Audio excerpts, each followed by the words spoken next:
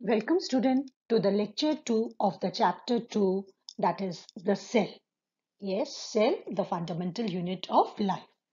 Okay, today in this video, in this lecture, we talk about the cell, their numbers, how many cells are present in an organism, their shape, what is the shape of the cell, and what is the size of the cell. Okay, first we will start with the numbers. Cell, how numerous. On the basis this we have done in the previous video also, previous lecture also, we have talked about their numbers, that how many cells are present in an organism. So this is just a revision of that thing. Okay, on the basis of the number of cells, the organisms have been categorized as either the unicellular or multicellular organism. Okay, unicellular or the multicellular organism. Unicellular organism means the body is the organism that have only a single cell.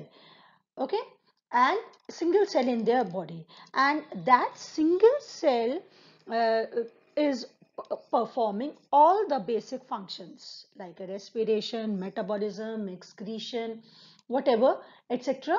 Okay, so unicellular organisms are those organisms whose body is made up of only one single cell, and that one single cell will be performing all the various functions of the body: respiration, metabolism, locomotion.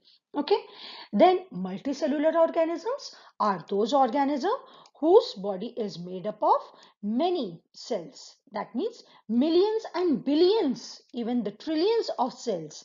Okay, they are called as multicellular organisms. And multicellular organisms have different types of cells. Their body is made up of different types of cells, and that different type of cells combining together to form the tissues and the organs and the organ systems which are performing the different functions of the body. That means unicellular, only one cell was performing all the function, one cell. And in multicellular organism, group of cells are performing one single function only. Okay, now the examples of unicellular organism, this is just a revision for you.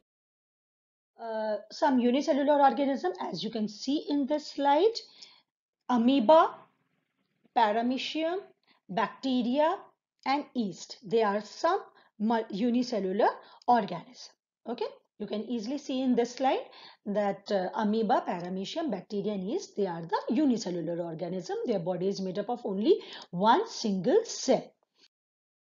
Some examples of the multicellular organism, as in that previous slide also, it was written that all plants and animals belong to multicellular organism. So various kinds of insects, fish, plants, flowers, whatever, human beings, animals, they all belong to the multicellular organism category. Okay, talk about their shape. What is the shape of the cell? There is a variety, large variation in the shape of different cells. Their shape may be spherical, as you can see in the slide also. Various types of cells are given, and you can see the shape. Some are spherical, some are spindle shaped, some are like slipper, okay, like diatoms, leaf pores like kidney shaped. Okay, okay, so there is a great variety in the shape of the cell, great variation. Okay, oval, spherical, rectangular, irregular, elongated. Okay, but all these shapes of the cells are according to their functions. What functions are they going to perform decides what will be their shape. So this is just an eight. Okay, what functions they have been allocated, they have been allotted. According to that particular function, cells have gained their or attained their shapes. Now in this slide, see, Spherical shape. Okay, see in this thing, in this slide you can see that RBCs, red blood cells, human red blood corpuscles, they have a circular, spherical or a biconcave shape. Now what is the function, what is the function of this thing, RBCs? It helps to pass through the, it is a spherical or a disc shaped structure, and this type of shape helps the RBCs to enable them to hold more and more oxygen and easily flow through the fine inner lumen of blood capillaries. So this kind of shape, spherical or a biconcave or a this circular shape, help the RBCs to pass through the narrow capillaries and transport oxygen. Now, white blood corpuscles, its white blood corpuscle is an irregular shaped. Okay, it doesn't have any shape. It's an irregular one. So this they doesn't have any definite shape. Okay, so how does it going to help this thing? It helped them to engulf the germs. Okay, engulf the foreign microorganisms, engulf the germs that enters the body. The nerve cell, all these kind shapes you can see in the slide. Nerve cell, they are long and elongated one. They are long and elongated. And what is the function of this nerve cell? It conducts the impulse from distant part of the body to the brain and vice versa. Okay, so the nerve cells, it help in transmitting the impulses. It helps in transmitting the impulses. That is why their shape is elongated one. Okay, long and elongated one. Now next one is a muscle shape, muscle cells. See, they are long. Muscle cells are also long and spindle shape. Okay, and spindle shape. What is a spindle shape? Spindle means long and tapering at the ends. Long and tapering at the ends. Okay, it helps to pull or squeeze the parts. That means help in the contraction and relaxation of the body parts. Muscles help in the contraction and the relaxation of the body part. Then guard cell, it's a bean shaped cell and it helps to open and close the pore through which stomata, you remember we have done in the first lesson, that stomata. Okay, it is bounded by the two guard cells which helps to open and close the pore through which the gases, that is oxygen and the carbon dioxide, is coming in and out of the leaf cell. Now some unique shapes. First of all, you see that slipper shaped. This is paramecium. Okay, the body of a single celled organism is in the shape of a slipper. That is why this animal paramecium is also called as the slipper shaped animalcule. Okay, this paramecium is also called as the slipper shaped animalcule. Why it is so called? Because of its shape.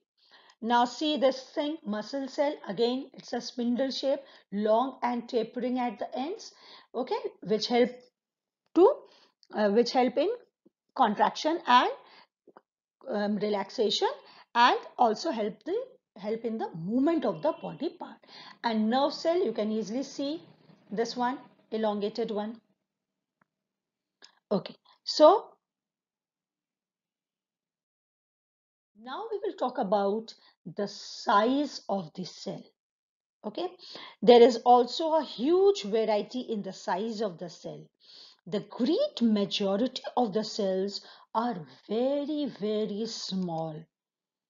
Very small means they are microscopic. Some of the cells, they are very small, microscopic, which can only be seen with the help of a microscope.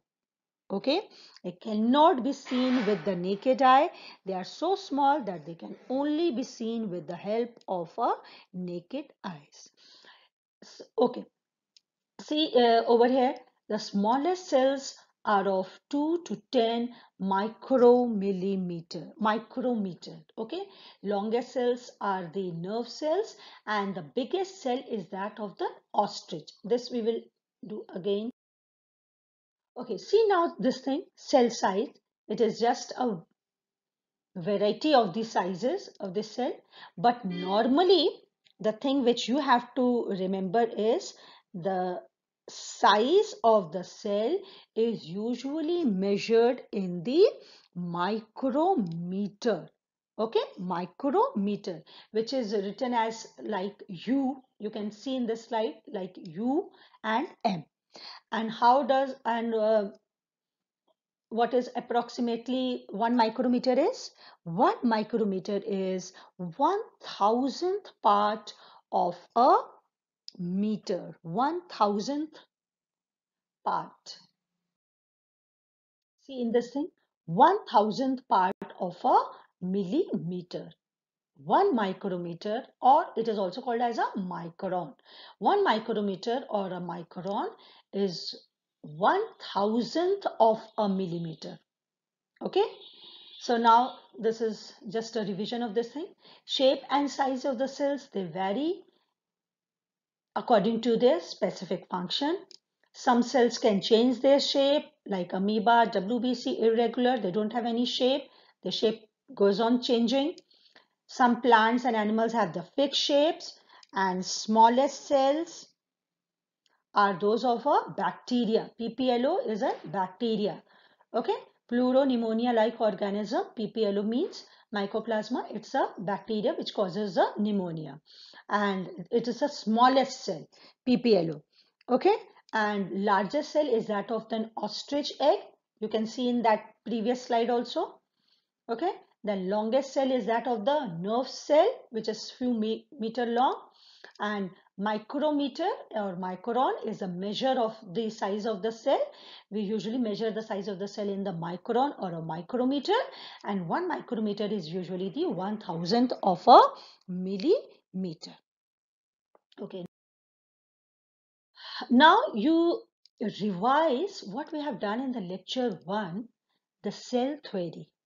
Okay, I hope you must have revised your lecture 1, video 1 of the cell chapter, in which we have done the cell theory. Okay, cell theory. Now you tell me who were the scientists who were credited for the cell theory? Matthias Schleiden, Theodor Schwann, and Rudolf Virchow. Okay, those gentlemen, they have given stated some this thing, which all was enumerated in one cell theory. According to their research, all the points were enumerated in one cell theory. Okay, and the cell theory and the credit for the cell theory goes to those three scientists only, that is Schleiden, Schwann, and the Virchow. Okay, every organism is made up of one or more cell. I think this is very clear to you. Now, cell is a structural and the functional unit of all living organisms, and all cells arise from the pre-existing cell. Why I have written this thing over here? Why I am revising this thing? Because in this lecture, in this video, we are going to stretch more upon the structural unit and the functional unit. What does this statement mean? The cell is the structural and the functional unit of all living organisms. So today in this lecture, in this coming slides, we are going to explain you, I'm going to explain you that what does this statement mean? Cell is the structural unit of all living. See, cell is a structural unit of life. Okay, every part of the body of all living organism, that means plants and animal, is made up of cells. Cell may vary in shape and size, but basically they are just the same in their fundamental structure. Okay, whether it's a plant or an animal, the body is made up of cell. Okay, if you examine even a tiny part of a plant or animal's body under a microscope, which we will be doing when we will be coming to school. Okay, irrespective of whether it's the root, stem, or a leaf of a plant, or the skin, muscle, or bone of an animal, you will find that they all are made up of cell. Okay, this thing you are going to learn through two activities. Okay, now this is your first activity in which you are going to examine the animal cell from your cheek. Okay, all this experiment has to be done in the laboratory, but as there is no facility this time, so you can see this video and you can get an idea that how you are going to uh, examine the animal cell from a human cheek. Okay, now the This next. video is for part B of our cell lab. We're going to be making a slide.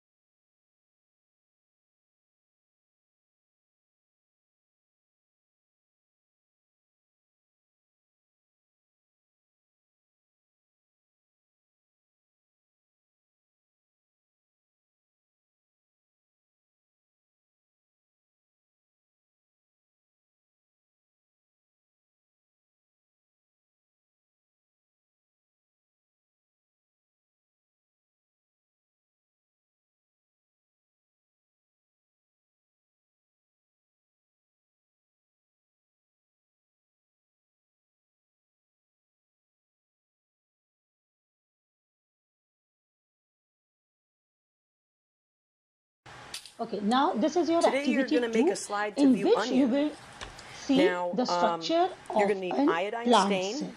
Okay, structure of a plant cell, and where you are and going to make see sure it this is plant cell iodine. in an You're going onion to peel. So need a this is a very, clean, very dry famous slide, experiment a cover of slip, and a onion small piece peel of known onion. as an onion peel experiment, So in which in an a piece animal of peel onion normally you looks are like going to this, the see outer part and the inner the part, and you're cell. used to seeing the So skin on the both outside. these We're actually going to peel the activities skin will from the show you inside part of that the the onion. plant cell, So when you whether get your it's a small plant or piece, whether it's take a an look at animal, it, make sure you know the outside both from the the inside. organisms We're are peeling the made up of inside cell. layer. That means cell So is the to do structural that, unit you of need to life. just Okay, pull the edge up living a little organism, bit, whether it's a plant or an animal, and then is you're going made to up get of this little cell. tiny thin layer. You can see it that I'm pulling. That's one cell layer thick. So pull that one layer, be really careful with it, we don't want to damage the cells, and put it on your slide. Now it's starting to roll a little bit. If it rolls and folds, just try to press it down. So that's one cell layer thick. Pretty amazing. That's why you're going to be able to see through it. But we need to stain the cells because they're clear. So to stain it, you're going to put a few drops of iodine on it, and then I would let it sit for about maybe a minute. While you're waiting in that minute, you can clean up and organize your stuff. So I put a few drops on it, and I actually just saw it go under the onion piece, which is good. The onion skin repels it a little bit, so it's not going to want to stay on. So you might need to corral the stain a little bit by moving it with your cover slip. So I'm doing my 45-degree angle cover slip, and I'm going to let it rest. And I can see some air bubbles. I'm going to tap down a little bit. Now guys, I still see some air bubbles. I just don't want to view that. So that is going to sit for about 1 minute. And again, you can clean up during that minute. I'm just going to let it sit. And here's what you're going to be looking for. When you view it on the microscope, I think this is probably high power. You're going to see a bunch of structures that look like so. This is one cell right here that I'm going to outline with my finger. So it's geometrical, kind of rectangular-ish. And then right here is the nucleus. And inside that nucleus, when you view it on high power, hopefully you're going to see some dots inside that nucleus. And each dot is a nucleolus. So when you draw your picture, they want you to draw a single cell. Draw one full cell. Don't draw part of it. Draw one full cell with the nucleus, and hopefully you'll be able to see the nucleolus. Now, the second part of that cell theory, that is a functional unit of life. Cell is the functional unit of life. What does this mean, that the cell is a functional unit of the life?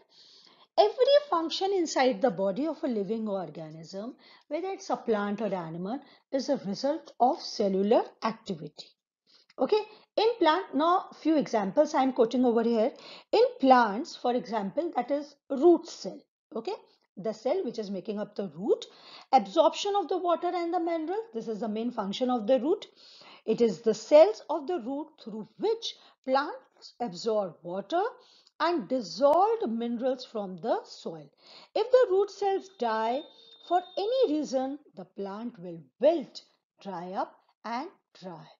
Then leaf cell in the plant, it helps in the manufacturing of the food. It manufactures the food for the plant body. It is the chlorophyll, that is a green pigment. Again, I hope you remember we have done in the first lesson. Containing cells of the leaves which utilizes sunlight, carbon dioxide and water to prepare food, that is a glucose for the plant. This process of preparing food by the plant is known as, tell me which process is this? Yes, this is photosynthesis. So the cells are the functional unit of the life. All the functions of an organism is also being performed by the cell. In leaf, the function is the manufacturing of the food, which is done through with the help of a cell. Cell will absorb the sunlight. Cell have the chlorophyll, with the help of which it absorbs the sunlight, and with the help of carbon dioxide, it manufactures the food for the plant. And root cell also, it absorbs the water and mineral for the plant. So again, the cells are performing the function of the organism. Function for the. Now in animals also, in the same way, muscle cells, what is the function of the muscle cell? It helps in the movement of the body part. It is the ability of the muscle cells to contract and relax, which through which the movement of the body part is possible because of the muscle cells. Why? Because the muscle cell have an ability to contract and relax.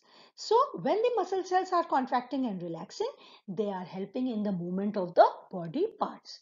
Then nerve cell, it helps in the conduction of messages in the form of impulses. And gland cells, it is the cells of various glands which secrete enzymes that help digest the food.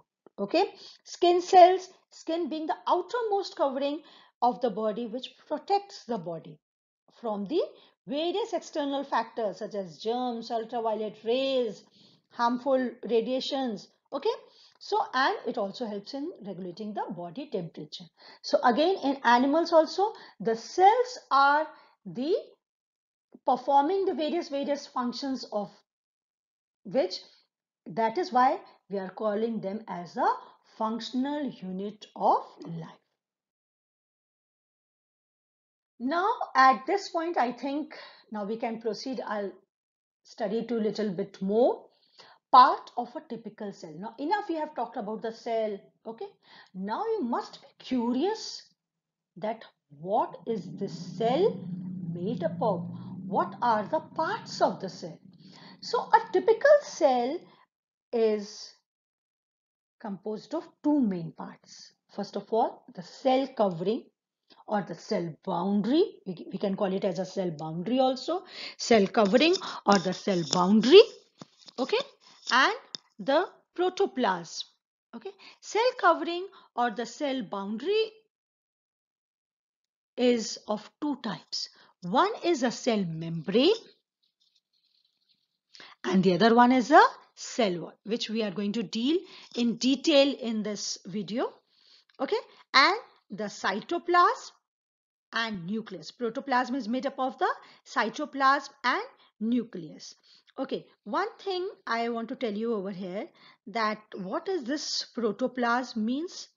Okay, what is this protoplasm? Protoplasm, see, cell has two main parts, that is a cell covering, cell boundary, the outer covering of the cell, that is called as cell covering or cell boundary, and that is a living substance inside the cell, that is a matrix of the cell, is called as a protoplasm. Okay, jelly like substance, matrix, the living substance of the cell is called as a protoplasm. Cell covering is of two types. One is a cell membrane and the other one is a cell wall. And this protoplasm, this jelly like matrix, this living substance of the cell, is again divided into two parts, categorized into two things. One is a cytoplasm and the other one is a, see in this slide, okay, protoplasm is made up of two parts, that is a cytoplasm and the nucleus. Okay, see in this diagram, a small picture, you can easily see this one. Cell membrane, that is an outermost covering, okay, and see cytoplasm, that is a jelly-like matrix inside the cell, and nucleus is present over here. So this is just a small diagram for you, small picture for you, through which you can easily understand this thing, that what cell is made up of. Okay, and inside the cytoplasm you can also see various kinds of things. One cup like structure, that pink structure, one purple ribbon like structure, and one blue dot ribosome. So what all are they? They are the cell organelles. Okay, they are the cell organelles. So various types of cell organelles are present. Mitochondria, plastids, this is present only in the plant cell, not in the animal cell. Ribosomes, lysosomes, Golgi complex, and the endoplasmic reticulum. Again, see this one. Cell is made up of two things: cell covering, cell boundary, and the protoplasm. The protoplasm, cytoplasm is a cytoplasm and the nucleus. Okay, cytoplasm and nucleus is a part of the protoplasm. Cytoplasm is a jelly-like matrix of the cell in which various kinds of cell organelles are present. What are those organelles? Mitochondria, plastids, ribosomes, lysosomes, Golgi complex, endoplasmic reticulum. And nucleus is this thing which is present in the center of the. Okay, now see this one, cell boundaries.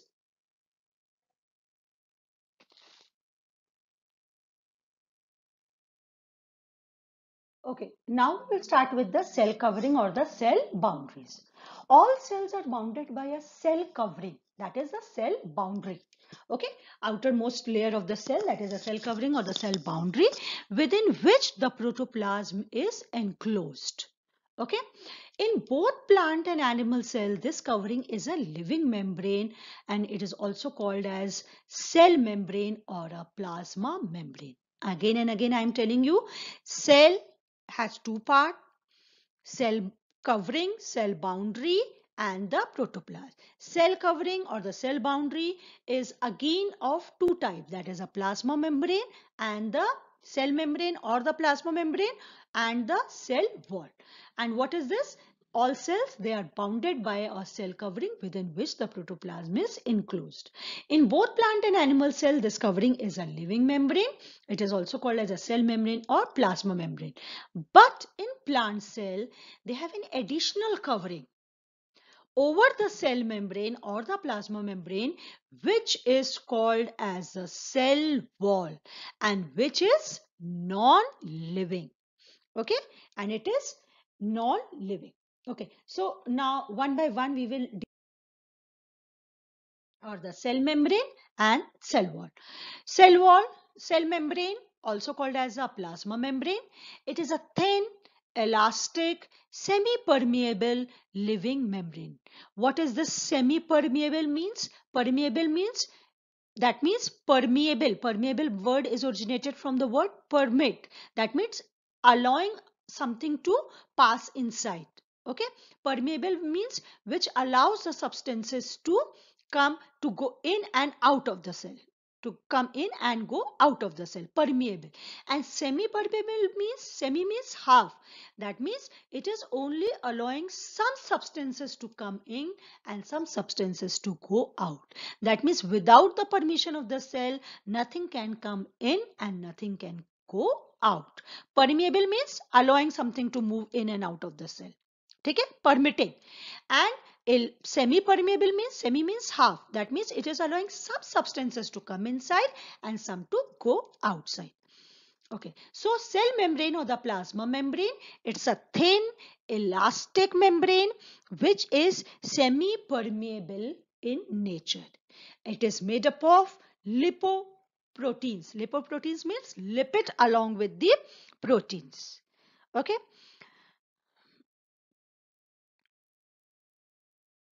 And what are the functions of the cell membrane or the plasma membrane? It gives shape to the cell. That is one of the very, very important function of the cell membrane. It gives shape to the cell. It regulates the movement of the molecules in and out of the cell. That means it is a medium of transport of materials and allows only certain selected material. That is why it is called as a semi-permeable membrane to enter and leave the cell. Thus, it acts as a selective permeable or a semi-permeable membrane. Okay, got this thing? Cell membrane, it is also called as a plasma membrane. It's a thin, elastic, living membrane that surrounds both plant and animal cell. Make it very clear to you, plasma membrane or the cell membrane is present in both the plant and animal cell. This is an outer covering, outer boundary, cell membrane of the cell.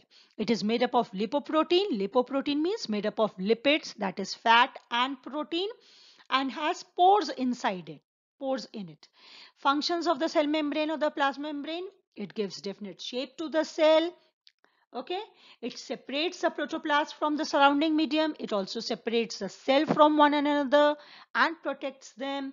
Medium of transport of selected transport of materials and allows only certain selected material to enter and leave the cell. Thus, it acts as a selectively permeable or semi-permeable membrane. Your cell wall. That is, this is also the cell covering or the cell boundary. It is a thick, that one was the thin. Cell membrane was the thin and elastic. This one is the thick and rigid. Rigid means tough. It's a thick and rigid, tough membrane. Non-living, that one was the living. This one is the non-living.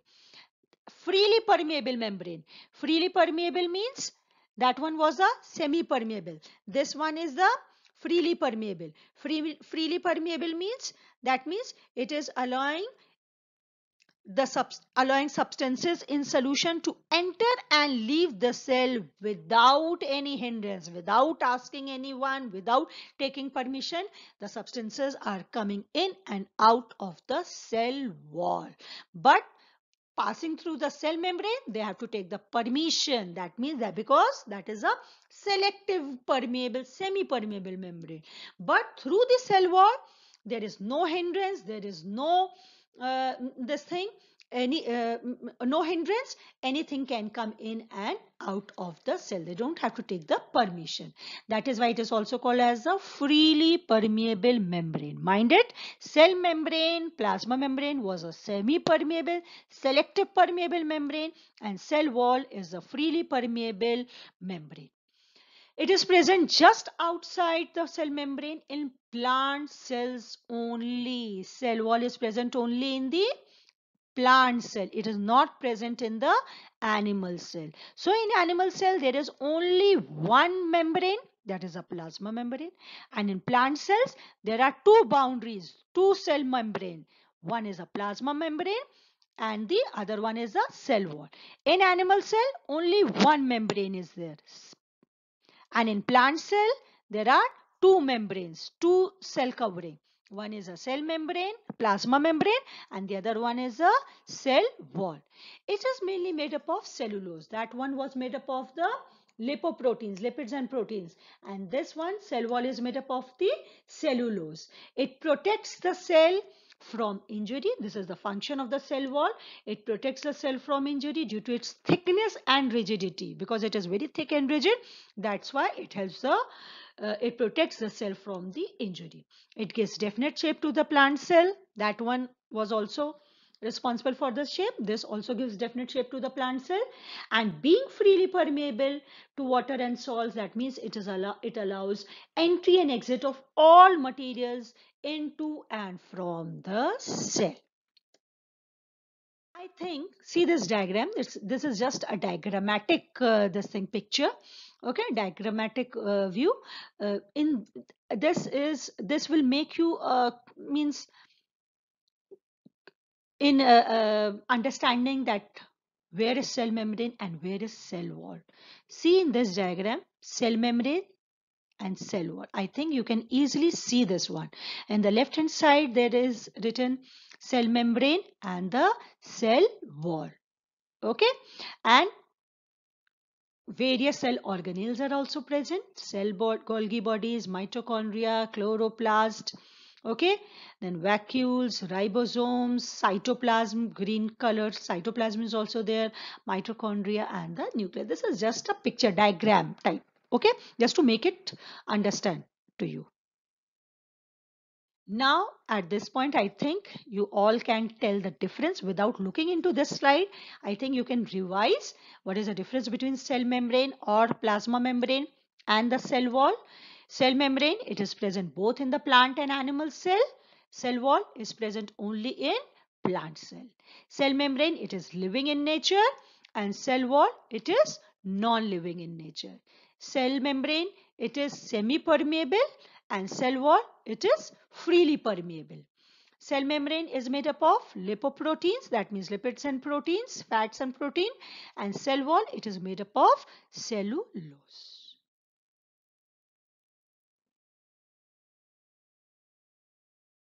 I will end this lecture, this video over here only. Now it's time for you to revise both the lectures, lecture 1 as well as lecture 2.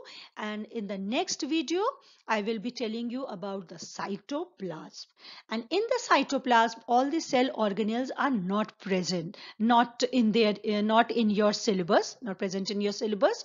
Only cell organelle that we have to do is the plastid, that is very, very important, is present only in the plant cell. This we will do. This is in your course. And one is the vacuole, that is in your course, that we will do. Vacuoles we will do, and the plastids we will do. And then afterwards we will do the nucleus, that is the most important thing of the cell. Okay, so keep revising, stay at home, stay safe, and please see those videos also that I have uploaded in this lecture, that onions cell and the cheek cell video. Okay, thank you.